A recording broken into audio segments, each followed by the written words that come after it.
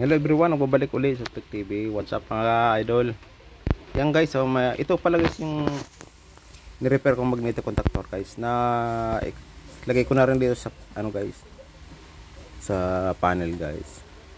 Yan. Hindi ko na pinakita sa iyo paano ko ginawa.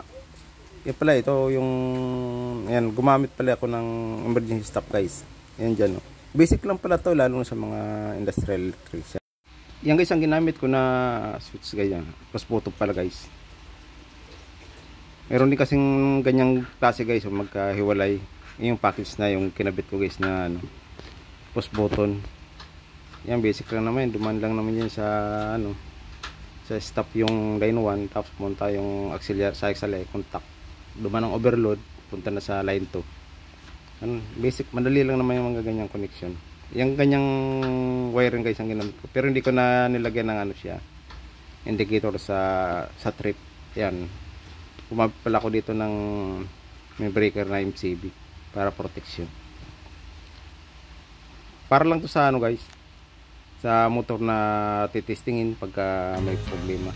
Nag-comment pala si Macau Vlog kung saan daw ginagamit itong magnetic contactor. Ito pala idol yun dyan, no? Sa control ng motor pala yung ginagamit sa mga pabrika, may mga machine ginagamitan yan yung motor ganyan. Ginawa ko lang to para matesting namin yung mga ginagawa namin motor na tinatanggal namin bago namin salpak. Yan, i-start ko na muna to guys. Yan, kuha ko ng amperahe. Yan, wala pang load yung motor. Pagka may load na yan, pag may kinabit na yan, lalo tatas ng ampere. Yan, in-start ko na guys. 3 piece pala yan. Yan. Yan o. Halos sim lang siya ng karing na nakukuha. Bago namin kasi selpak, halimbawa may dumating na motor para walang baka may defective pa rin, pwedeng testing dito. Ganun lang.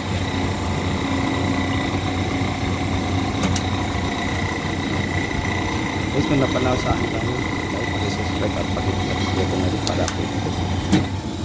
Ganun lang. Yan lang ginagamit ko ulit yung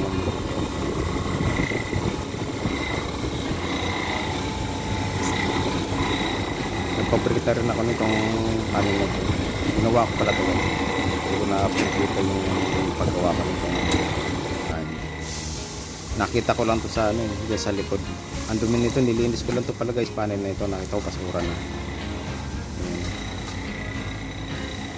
Para pag ano, titestingin. Ayan. Ganun lang.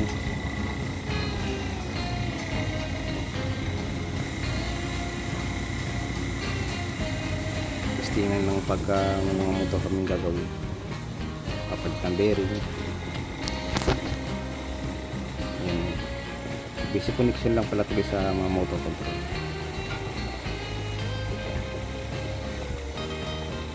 Waterproof din tong panel na ito kahit na ilagay ko siguro sa labas. Ayan yung base. Kaya ako nagpapalit pa yan guys, dito na pinagay. Kasi dito ko lang nilagay ito sa mga para